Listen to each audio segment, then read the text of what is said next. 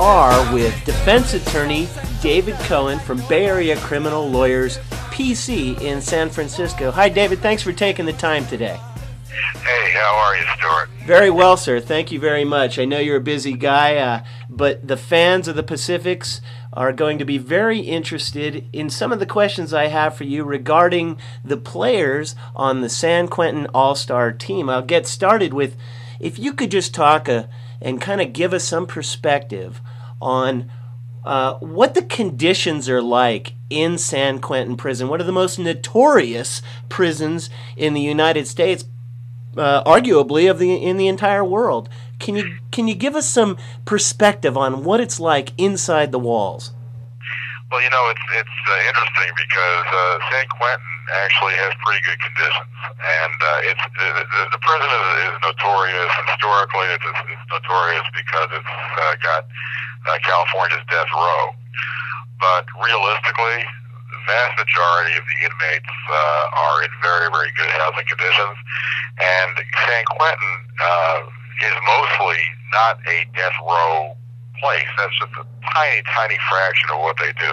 I'm talking about 99% of San Quentin it's a designation point. It's a place that from all the Northern California counties, if individuals are sentenced to the state prison rather than the county jail, which is now called the county prison under the new sentencing laws, they go up there and they wait to be designated by the California Department of Correction and Rehabilitation to whatever prison they go to. So it's kind of a way station.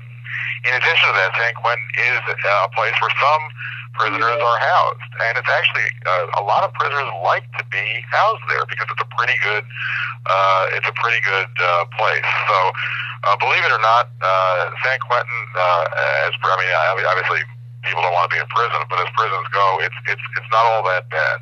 So it's a destination. In other words, they come from other prisons, and do they stay at San Quentin, or do they move on from there? Well, yeah.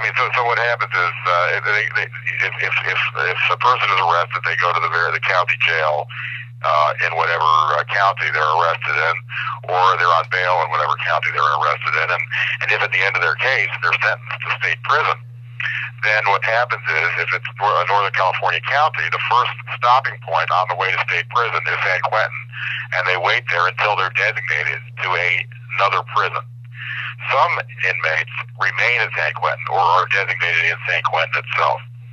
Talk about the different levels of prisoners then, because we know that there are the Scott Peterson people who are going to be there forever, and the Sirhan, and the list goes on, and of course those are not the types of gentlemen who will be playing in the baseball game against the San Rafael Pacifics. Well, yeah, San Quentin is not a high security prison for people who are designated there permanently. That's a small percentage of the prison. The vast majority of the prison, as I say, is a designation point, and to the extent it's a designation point, you can have a full range of security risks within the prison. The very notorious people that you're talking about that may be on death row, that's a totally separate part of the prison. And by the way, the conditions there are not all that bad either. Yeah, that's very interesting, because I think a lot of people, and just in my research for this game and this program, a lot of people have said, well, isn't San Quentin a maximum security facility? But as you just mentioned, it has varying levels of security. So it's not a maximum security prison? That's right. It's not a maximum security prison. Obviously, the condemned part of the prison, the people who are on death row, there may be special procedures in terms of enforcing security there, but no, it's really not. There's a notorious, you use the word notorious, a notorious maximum security prison, for example, is Pelican Bay, and that's a place where the California Department of Corrections and Rehabilitation used to be called the California Department of Corrections. That's where they would take who they believe to be the most dangerous violent criminals, gang members, that kind of thing. A prison such as that. But no, they would not end up at San Quentin. People just, like I keep saying, San Quentin it's not only in California, it's throughout the country. People remember all of the vigils and, all of the waiting and all of the appeals and the last second reprieve and all that stuff having to do with the death penalty when it was still lawful in California. Very interesting. What is, and I don't know if you know the answer to this, but to the best of your knowledge, what's a normal day like for these guys?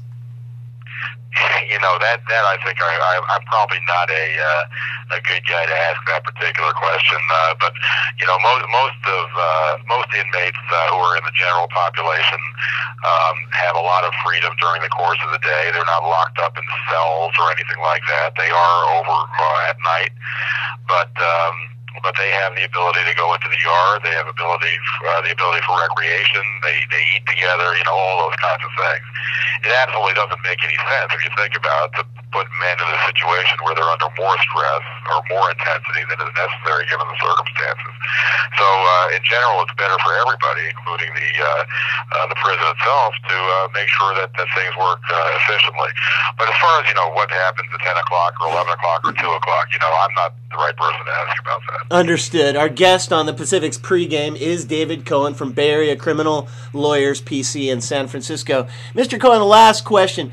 In your opinion, sir, do you feel these kinds of recreational programs, such as the one we have here where the Pacifics come to visit inside the walls of San Quentin to play a baseball game against San Quentin's baseball team, affectionately known as the San Quentin Giants, do you feel like recreational programs like this across the board serve in the rehabilitation process? Well, they absolutely do. That's an excellent question. They absolutely do. But the fact of the matter is that if somebody is sentenced to do time, they're paying their penalty. That doesn't mean they shouldn't have dignity as a human being. That doesn't mean that they should be mistreated or anything along those lines. It just means that they're paying their price to society. They're paying their price for what they did, and they're doing their time. The idea of making the conditions such that a person is robbed of their ability to be a human being or robbed of their human dignity makes little sense, and it's not what the United States stands for. And so, absolutely, this is an extremely good example of how a civilized country should behave, and these kinds of programs should be available, and they're helpful. Like I said earlier, they help with the efficient administration of the facility as well. You don't want people under tension when you don't need it. You want people to understand this is what we're doing. We're men. We did something. We're paying the price, but we're going to get to the end of our time, and we're going to, along the way, be able to behave like men. Really appreciate your time. From Bay Area Criminal Lawyers PC in San Francisco, he's defense attorney David Cohen. David, thank you very much. At Pacifics and Boomerang Radio, we all really appreciate your perspective. That's great stuff. Okay, thanks, Stuart. Thanks for talking to me. Thank you very much, sir. Okay, bye. Bye.